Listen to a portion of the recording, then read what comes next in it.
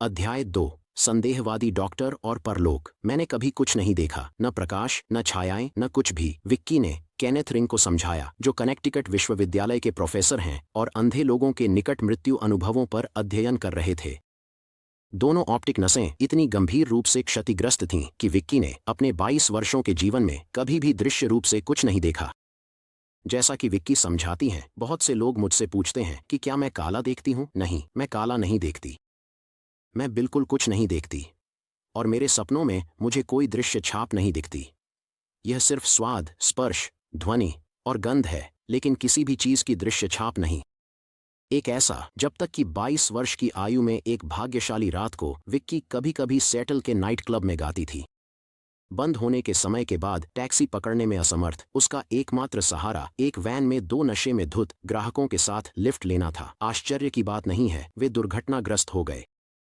Vicky van से फेंकी गई और उसे बेसल खोपड़ी में फ्रैक्चर और पीठ और गर्दन में चोट लगी। अगली बात जो विक्की को पता चली वह यह थी कि वह दुर्घटना के दृश्य के ऊपर थी, नीचे देख रही थी, और उसे एहसास हुआ कि यह एक कुचली हुई वैन होनी चाहिए। एक अंधी व्यक्ति के रूप में कभी कुछ नहीं देख पाने के कारण विक्की याद करती है, इसे समायोजित करना कठिन था और देखना शुरू में डरावना था। फिर मुझे यह पसंद आया और यह ठीक था। मुझे चीजों को एक दूसरे से जोड़ने में परेशानी हुई, जो मैं देख रही थी और अनुभव कर रही थी बनाम जो मैंने छुआ और जाना था। विक्की को हार्बरव्यू मेडिकल सेंटर याद नहीं।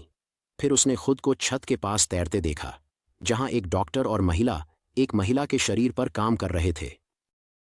विक्की याद करती हैं, उस समय मैं काफी लंबी और पतली थी और मैंने पहले ही पहचान लिया कि यह एक शरीर है, लेकिन मुझे शुरू में यह भी नहीं पता था कि यह मेरा है। फिर मैंने महसूस किया कि मैं छत पर हूं और मैंने सोचा, खैर यह थोड़ा अजीब है, मैं यहाँ क्या कर रही हूँ। मैंने सोचा, खैर यह तो मुझे होना चाहिए, क्या मैं मर गई हूँ। वह डॉक्टर की बातचीत सुन सकती थी। यह उनके डर से संबंधित था कि उसके कान के पर्दे को संभावित नुकसान के कारण विक्की अंधी और बाहरी भी हो सकती है। विक्की ने डिसेस्परेटली उन्हें यह बताने की कोशिश की कि वह ठीक है। वास्तव में वह पहले से बेहतर महसूस कर रही थी, लेकिन स्वाभाविक रूप से उसे कोई प्रतिक्रिया नहीं मिली। फिर मैंने अंततः अपने बालों में अपनी शादी की अंगूठी पहचानी। विक्की के बाल उसकी कमर तक थे और उसकी शादी की अंगूठी पर संतरी फूल थे, इसलिए उसने दोनों की पहचान की। और मैंने सोचा, क्या यह मेरा शरीर नीचे है और क्या मैं मर गई हूं या क्या। वे बार बार कह रहे थे, हम उसे वापस नहीं ला सकते, हम उसे वापस नहीं ला सकते। वे बेताबी से काम करने की कोशिश कर रहे थे, जिसे मैंने अपने शरीर के रूप में पहचाना, और मैं इससे बहुत अलग महसूस कर रही थी और सोच रही थी, तो क्या मैं सोच रही थी, ये लोग इतना परेशान क्यों हो रहे हैं। मैंने सोचा, मैं यहाँ से बाहर जा रही हूँ, मैं इन लोगों को मेरी सुनने के लिए नहीं कह सकती।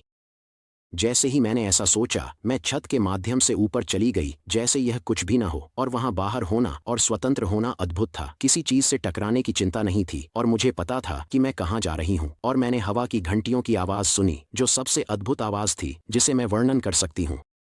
विक्की ने पाया कि वह अस्पताल की छतों के माध्यम से ऊपर जा रही है, जब तक कि वह खुद भवन की छत के ऊपर नहीं पहुंच गई। इस दौरान उसे अपने चारों ओर का एक संक्षिप्त पैनोरामिक दृश्य मिला। उसने छत, सड़क और अस्पताल के चारों ओर अन्य भवन देखे। इस चढ़ाई के दौरान वह बहुत उत्साहित महसूस कर रही थी और जो कुछ भी वह अनुभव कर रही थी उसका आनंद ले रही थी। विक्की ने देखा कि वह खुद थी और उसका एक स्पष्ट रूप था और एक गैर भौतिक शरीर था जिसे उसने प्रकाश से बना हुआ कहा। फिर उसने पाया कि वह एक अंधेरे बाड़े के माध्यम से ऊपर जा रही है, जैसे एक ट्यूब। वह इस ट्यूब या सुरंग में सिर के बल खींची जा रही थी। उसे कोई डर नहीं था, क्योंकि उसने पाया कि वह एक प्रकाश के बिंदु की ओर बढ़ रही है, जो और भी उज्ज्वल होता जा रहा था। जब वह उस ट्यूब के उद्घाटन पर पहुंची जहां प्रकाश था, उसने एक अद्भुत सुंदर और अत्यंत सामंजस्यपूर्ण संगीत सुना जो उसने पहले सुना था। यह भगवान की प्रशंसा के गीतों में बदल गया। जब वह ट्यूब के उद्घाटन पर पहुंची तो वह घास पर लेटी हुई पाई गई। उसके चारों ओर पेड़, फूल और बहुत सारे लोग थे। एक अत्यधिक प्रकाश के स्थान में पाई गई। विक्की कहती है कि प्रकाश ऐसा था जिसे आप देख सकते थे और महसूस कर सकते थे। यहाँ तक कि जो लोग उसने देखे वे भी उज्ज्वल थे। वहाँ हर कोई प्रकाश से बना था और मैं भी प्रकाश से बना था। जो प्रकाश व्यक्त करता था वह प्रेम था। हर जगह प्रेम था। यह ऐसा था जैसे प्रेम घास से आया, प्रेम पक्षियों से आया, प्रेम पेड़ों से आया। यह अविश्वसनीय था, वास्तव में सुंदर, और मैं उस अनुभव से अभिभूत था, क्योंकि मैं वास्तव में नहीं सोच सकता था कि प्रकाश कैसा होता है। जब मैं इसके बारे में बात करती हूँ तो यह अभी भी एक बहुत भावनात्मक चीज है। विक्की आगे बताती है कि इस दूसरे संसार में उसे कुछ परिचितों द्वारा स्वागत किया गया। जैसा कि रिंग ने नोट किया, उनमें से 5 हैं। डेबी और डायन विक्की की अंधी सहपाठिनियां थीं, जो सालों पहले क्रमशः 11 और 6 वर्ष की आयु में मर गई थीं।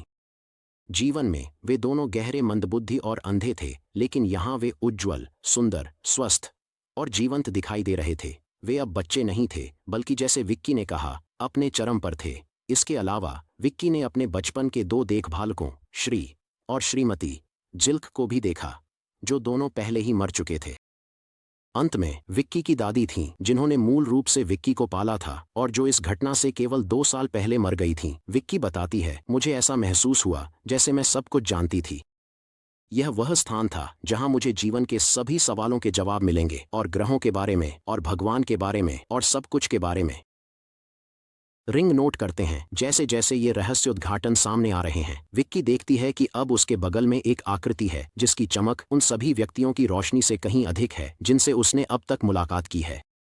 तुरंत वह इस प्राणी को यीशु के रूप में पहचानती है। विक्की बताती है, मैं उसके बहुत करीब थी। उसने वास्तव में मुझे गले लगाया। उसने मुझे गले लगाया और मैं उसके बहुत करीब थी, और मैंने उसकी दाढ़ी और उसके बालों को महसूस किया। उसने वास्तव में मुझे अपने में लपेट लिया। यही एकमात्र शब्द है जो मैं इसे वर्णित करने के लिए सोच सकता हूँ। उसने मुझे इतनी गर्मी और प्यार से लपेट लिया, और उसकी आंखें, वे तेज आंखें थीं। ऐसा लगा जैसे वे मुझमें हर हिस्से में समा गईं, लेकिन किसी बुरी तरह से नहीं। ऐसा लगा जैसे आप किसी भी चीज के बारे में झूठ नहीं बोल सकते, और वह हर जगह देख रहा था, और वह सब कुछ देख सकता था। फिर भी मैं उसे सब कुछ बताना चाहती थी। उसने उसके मन में संवाद किया, क्या यह अद्भुत नहीं है? यहाँ सब कुछ सुंदर है और यह एक साथ मेल खाता है, और आप इसे पाएंगे, लेकिन आप अब यहाँ नहीं रह सकते। यहाँ होने का आपका समय अभी नहीं है, और आपको वापस जाना होगा। विक्की ने अत्यधिक निराशा के साथ प्रतिक्रिया दी और जोरदार विरोध किया, नहीं, मैं आपके साथ रहना चाहती हूँ। उस प्राणी ने उसे आश्वस्त किया कि वह वापस आएगी, लेकिन अभी के लिए उसे वापस जाना होगा और प्रेम और क्षमा के बारे में और सीखना और सिखाना होगा। लेकिन पहले यह देखो, उसने कहा। और जो विक्की ने तब देखा, वह मेरे जन्म से सब कुछ और उसके जीवन का एक संपूर्ण पैनोरामिक अवलोकन था। और जैसे ही उसने देखा, उस प्राणी ने धीरे धीरे टिप्पणी की, ताकि वह अपने कार्यों के महत्व और उनके परिणामों को समझ सके। जीवन समीक्षा पूरी होने के बाद विक्की को आखिरी चीज जो याद है, वह है शब्द, आपको अब जाना होगा। फिर उसने एक भयानक धड़धड़ाहट का अनुभव किया, जैसे कोई रोलर कोस्टर पीछे की ओर जा रहा हो, और उसने पाया कि वह अपने शरीर में वापस है, भारी और दर्द से भरी हुई। 5. देखने को विश्वास करना। एक पूर्व संदेहवादी के रूप में मेरे सिर में अब कई विरोधी तर्क बन रहे होते। यह सब सच होने के लिए बहुत अच्छा लगता है। फिर भी विक्की जैसे लोगों के गवाहियों ने कई संदेहवादी डॉक्टरों, प्रोफेसरों और शोधकर्ताओं को यह विश्वास दिलाया है कि मृत्यु के बाद जीवन जारी रहता है। जैसा कि डच हृदय रोग विशेषज्ञ और शोधकर्ता डॉ. पिम वैन लोमेल बताते हैं, विक्की और अन्य अंधे लोगों की एनडीई की कहानियां वैज्ञानिकों को चेतना और मस्तिष्क के बीच संबंध के बारे में नए विचारों पर विचार करने के लिए मजबूर कर रही हैं। विक्की की रिपोर्ट की गई अवलोकन संवेदनात्मक धारणा या कार्यशील दृश्य मस्तिष्कीय कर्टेक्स का परिणाम नहीं हो सकती, न ही ये उनकी सत्यापित विशेषताओं को देखते हुए कल्पना का एक अंश हो सकती है। उदाहरण के लिए केनेथ रिंग, जो एक ईसाई नहीं है, कहते हैं, हमने विक्की से कई गहन प्रश्न पूछे कि यीशु उनके लिए कैसे दिखते थे और वह उनकी पहचान के बारे में कैसे सुनिश्चित हो सकती थीं। उन्होंने दाढ़ी वाले आदमी का बताया, कंधे तक लंबे बाल, तेज आंखें, चादर पहने, नंगे पैर, और कहा उससे शानदार प्रकाश निकल रहा था। रिंग नोट करते हैं, एक और विक्की, जो एक गहरे धार्मिक व्यक्ति हैं, यहाँ तक कि बचपन में भी निश्चित रूप से यीशु के वर्णनों से परिचित होंगी। दूसरी ओर वह यह बताती हैं कि जन्म से अंधी होने के कारण ये वर्णन कभी भी उनके मन में यीशु की कोई स्पष्ट चित्रात्मक छवि नहीं बना पाए। यदि हम उसकी स्वीकृति को ईमानदार बल्कि सत्य मानते हैं, तो यह तथ्य कि उसका चित्र परंपरा के साथ अच्छी तरह मेल खाता है निश्चित रूप से एक पहेली है। रिंग कई आकर्षक दृश्य वर्णनों की ओर भी इशारा करते हैं जो विक्की ने दिए। पहले जीवन समीक्षा में विक्की ने अपनी जिंदगी का पुनरावलोकन अपने 2 दोस्तों डेबी और डायन के साथ देखा। बाद में वह शोधकर्ताओं को वर्णन कर सकी कि उसके बचपन के दोस्त कैसे दिखते थे और कैसे चलते थे। एक बहुत कठिनाई से चला ये ऐसे अवलोकन थे जो विक्की ने अपने बचपन के दोस्तों पर पीछे मुड़कर किए, जिन्हें वह उस समय नहीं देख सकी, लेकिन उसने जीवन समीक्षा में देखने का दावा किया। शोधकर्ताओं ने उन अवलोकनों की पुष्टि उस हाउस मदर से की जिसने तीनों लड़कियों को पाला। रिंग यह भी बताते हैं कि जब उससे एक फूल के रंग का वर्णन करने के लिए कहा गया तो वह केवल यह कह सकी कि यह विभिन्न चमकें, विभिन्न शेड्स थे, लेकिन मुझे नहीं पता क्योंकि मुझे रंग से संबंधित होना नहीं आता।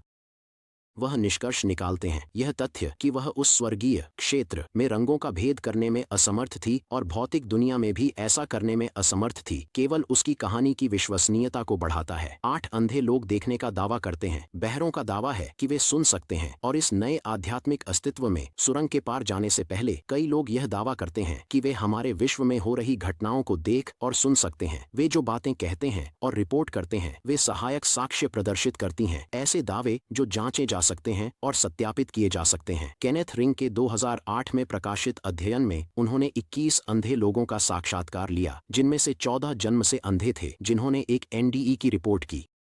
उन्होंने अपने शोध को सहकर्मी समीक्षा के अधीन किया और समीक्षकों ने शोधकर्ताओं के मुख्य निष्कर्षों पर सहमति जताई कि 1. निकट मृत्यु अनुभव दृष्टिहीन व्यक्तियों और अंधे या दृष्टिहानि वाले व्यक्तियों के लिए समान है। 2. अंधे और दृष्टिहानि वाले अनुभवों के वर्णन दृश्य या दृश्य जैसी धारणाओं को दर्शाते हैं। और 3. इनमें से कुछ रिपोर्टों को बाहरी गवाहों द्वारा मान्य किया गया है। तो 4. यह प्रारंभिक साक्ष्य है कि दृश्य जानकारी की पुष्टि की जा सकती है।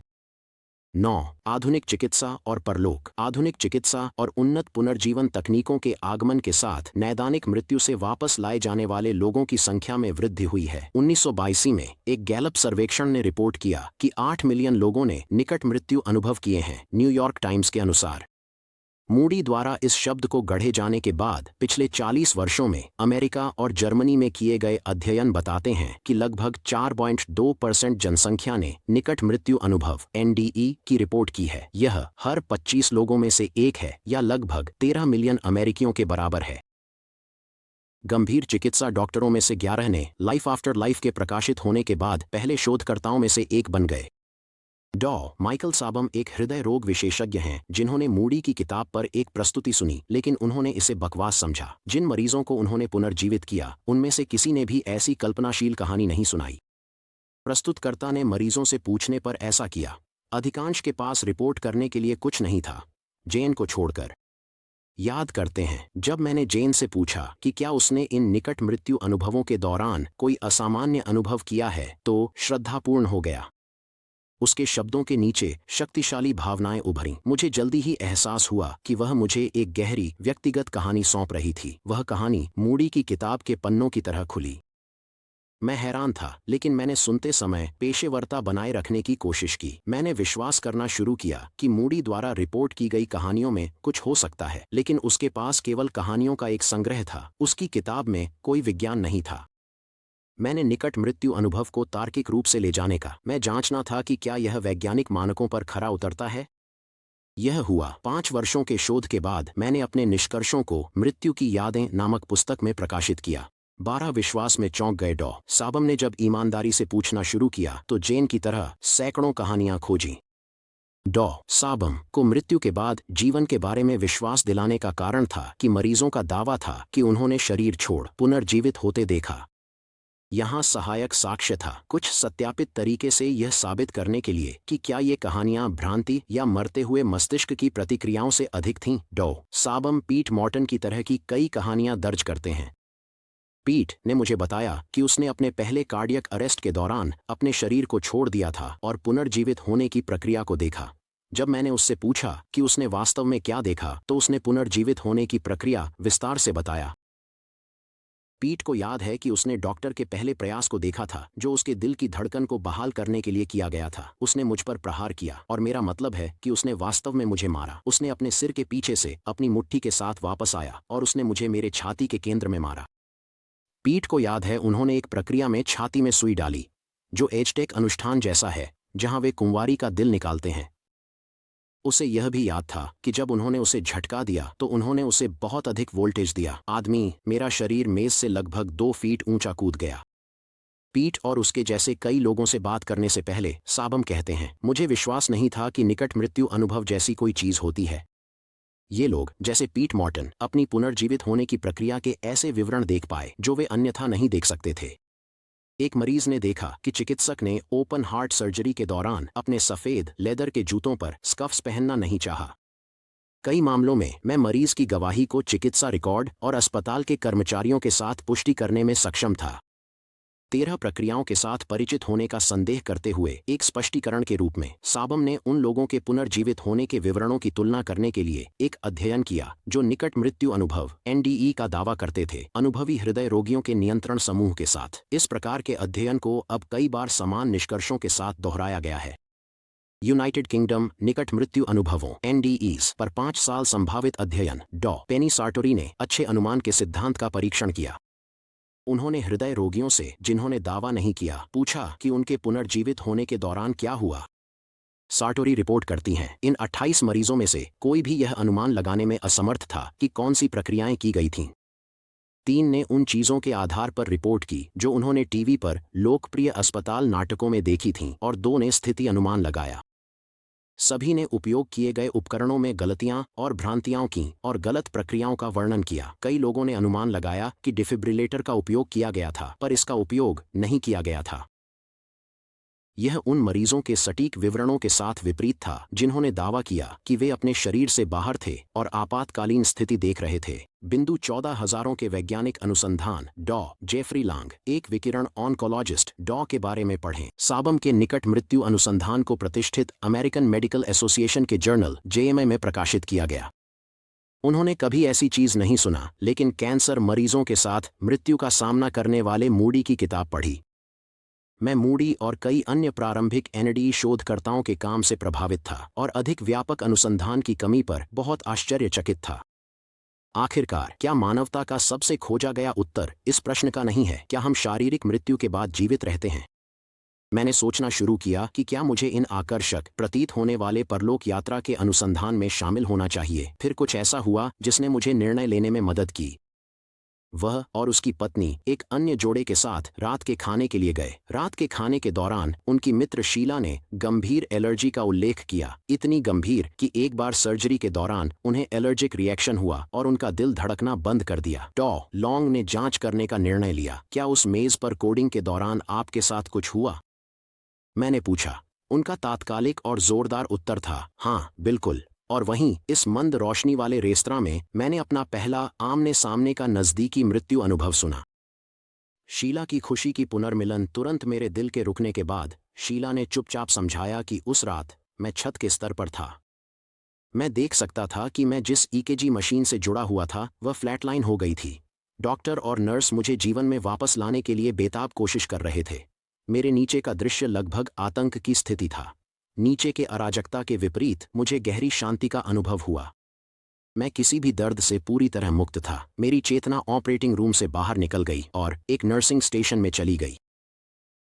मैंने तुरंत पहचाना कि यह नर्सिंग स्टेशन उस मंजिल पर था जहां मैं अपनी सर्जरी से पहले था। छत के पास से मैंने देखा कि नर्सें अपने दैनिक कर्तव्यों को निभाते हुए व्यस्त थीं। जब मैंने कुछ समय तक नर्सों को देखा तो एक सुरंग खुल गई। मैं सुरंग की ओर खींचा गया। फिर मैं सुरंग के माध्यम से गुजरा और सुरंग के अंत में एक उज्ज्वल प्रकाश का अनुभव किया। मुझे शांति का अनुभव हुआ। जब मैं सुरंग के पार गया तो मैंने खुद को एक सुंदर रहस्यमय प्रकाश के क्षेत्र में पाया। मेरे सामने मेरे कई प्रिय रिश्तेदार थे जो पहले मर चुके थे। यह एक आनंदमय पुनर्मिलन था और हमने गले लगाया। मैं एक रहस्यमय प्राणी के साथ था जो अपार प्रेम और करुणा से भरा हुआ था। क्या आप वापस जाना चाहते हैं? उसने पूछा। मैंने जवाब दिया, मुझे नहीं पता, जो उस समय मेरे पुराने अनिर्णायक स्व के समान था। अधिक चर्चा के बाद मुझे पता था कि अपने शारीरिक शरीर में लौटने का चुनाव मेरा था। यह एक बहुत कठिन निर्णय था। मैं अपार प्रेम के एक क्षेत्र में था। इस क्षेत्र में मुझे पता था कि मैं वास्तव में घर पर हूँ। अंततः मैं अपने शरीर में लौट आया। मैं एक दिन बाद ICU में जागा। मेरे ऊपर ट्यूब और तार थे। मैं अपने गहन अनुभव के बारे में बात नहीं कर सका। बाद में मैं अस्पताल की उस मंजिल पर लौटा जहां मैं सर्जरी से पहले था। यहाँ वह नर्सिंग स्टेशन था जिसे मैंने अपने NDE के दौरान देखा था। आखिरकार मैंने अपने NDE के दौरान जो मैंने देखा उसे एक नर्स के साथ साझा करने का साहस जुटाया। नर्स ने सदमे और डर के साथ प्रतिक्रिया दी। यह एक कैथोलिक अस्पताल था। कोई आश्चर्य नहीं, एक नन मुझसे बात करने के लिए भेजी गई। मैंने धैर्यपूर्वक समझाया कि मैंने क्या अनुभव किया। नन ने ध्यान से सुना और फिर मेरे अनुभव को शैतान का काम घोषित किया। आप समझ सकते हैं कि इसके बाद किसी के साथ अपने एनडीई को साझा करने में मेरी कितनी बड़ी अनिच्छा थी। डॉ लॉन्ग को याद है जब शीला ने अपनी कहानी खत्म की, मेज के चारों ओर चुप्पी थी। मुझे याद नहीं है कि मैंने अपने खाने का और कुछ खाया, हालांकि मैंने शायद खाया होगा। मुझे याद है कि मैंने सोचा था कि ये अनुभव मेरे जीवन, मृत्यु, भगवान और जिस दुनिया में हम रहते हैं के बारे में मेरे विचारों को बदल सकते हैं। 17 तब से डॉ लॉन्ग ने हजारों खातों को इकट्ठा किया है और अध्ययन किया है, जिनमें से कुछ का हम इस पुस्तक में अन्वेषण करेंगे। एनडी आयर्स के हजारों विस्तृत खातों का अध्ययन करके मैंने इस आश्चर्यजनक निष्कर्ष की ओर ले जाने वाले सबूत पाए। एनडीईज इतनी शक्तिशाली वैज्ञानिक साक्ष्य प्रदान करते हैं कि परलोक के अस्तित्व को स्वीकार करना उचित है। 18 यदि जूता फिट बैठता है तो दोहराए गए मामलों में जब कोई जाहिर अस्पताल के बिस्तर पर बेहोश होता है और उसने ऐसी चीजें देखी हैं जो वह उस बिस्तर से नहीं देख सकता था, तो कई डॉक्टरों ने इन कहानियों को गंभीरता से लेना शुरू किया। Kimberly Clark, Sharp, Seattle, Washington, एक प्रसिद्ध एनडीई शोधकर्ता हैं, ने एक केस स्टडी की रिपोर्ट की जिसमें एक महिला जिसका नाम मारिया था को गंभीर दिल के दौरे के साथ अस्पताल में भर्ती कराया गया। सफल पुनर्जीवन के बाद मारिया ने शार्प को अपने निकट मृत्यु अनुभव के बारे में बताया, जिसमें उसके पुनर्जीवन के विस्तृत शरीर से बाहर के अवलोकन शामिल थे। फिर उसने एक कदम आगे बढ़ाया। उसने दावा किया कि वह अस्पताल के बाहर यात्रा की, उसने कहा, जहां उसने अस्पताल की तीसरी मंजिल की खिड़की की कड़ी पर एक टेनिस जूता देखा। मारिया ने जूते के बारे में विस्तृत जानकारी प्रदान की। उसने कहा कि यह एक पुरुष का जूता था, बाएं पैर का और गहरे नीले रंग का था, जिसमें छोटे अंगूठे पर एक घिसने का निशान था और एक जूते की डोरी एड़ी के नीचे छिपी हुई थी। शार्प अस्पताल की तीसरी मंजिल पर खिड़की से खिड़की तक गए और कड़ियों पर देखा। आखिरकार उसने जूता पाया, बिल्कुल वैसा जैसा मारिया ने वर्णित किया था। डॉ लॉन्ग ने बताया कि यह विवरण कुछ संदेहवादियों के संदेह पैदा करने के प्रयासों के बावजूद अद्भुत रूप से प्रामाणिक है। 19 द लैंसेट, सबसे प्रतिष्ठित चिकित्सा पत्रिकाओं में, ने एक मामले की रिपोर्ट प्रकाशित की जिसमें एक मरीज को दिल का दौरा और वह सांस नहीं ले रहा था। डॉ लॉन्ग इसका एक हिस्सा यहाँ बताते हैं। उस समय जब एक ट्यूब को मरीज के वायुमार्ग में डालकर उसे वेंटिलेट किया जा रहा था, देखा गया उसके ऊपरी दांत थे। दांत हटा दिए गए और मरीज के गहरे कोमा में होने के दौरान उन्हें क्रैश कार्ट के दराज में रख दिया गया। एक सप्ताह बाद मरीज ने एक बाह्य अनुभव होने की रिपोर्ट की और उस कमरे का सटीक वर्णन किया जहां उसे पुनर्जीवित किया गया, और वहां उपस्थित लोगों का भी। आश्चर्यजनक रूप से उसने घोषणा की कि उसके खोए हुए दांत क्रैश कार्ट के दराज में मिल सकते हैं। ध्यान दें कि मरीज ने अपनी पुनर्जीवित करने के दौरान नर्स और वहां उपस्थित लोगों को देखने की रिपोर्ट की, जो तब तक नहीं होता जब तक कोई स्पष्ट और बाह्य अनुभव में न हो। जे एम होल्डन, एक मनोविज्ञान के प्रोफेसर, ने 93 एनडीई मरीजों का अध्ययन किया जिन्होंने अपने शारीरिक शरीर से बाहर रहते हुए सत्यापित अवलोकन करने का दावा किया।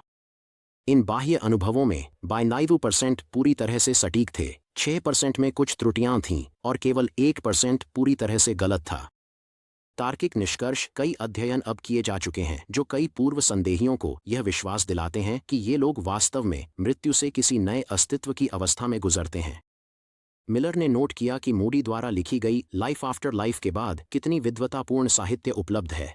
2011 से पहले विद्वतापूर्ण साहित्य में एनडी पर 900 से अधिक लेख प्रकाशित हुए जो मनोचिकित्सा, the Lancet, critical care quarterly, near death studies journal जैसे विविध पत्रिकाओं के पन्नों को सुशोभित करते हैं।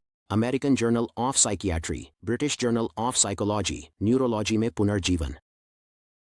22 नियर डेथ एक्सपीरियंस का हैंडबुक 55 शोधकर्ताओं या टीमों का वर्णन करता है जिन्होंने 300 से अधिक एनडी के 65 से अधिक अध्ययन प्रकाशित किए हैं। 23 कई इस निष्कर्ष पर पहुंचे हैं कि मृत्यु के बाद जीवन है।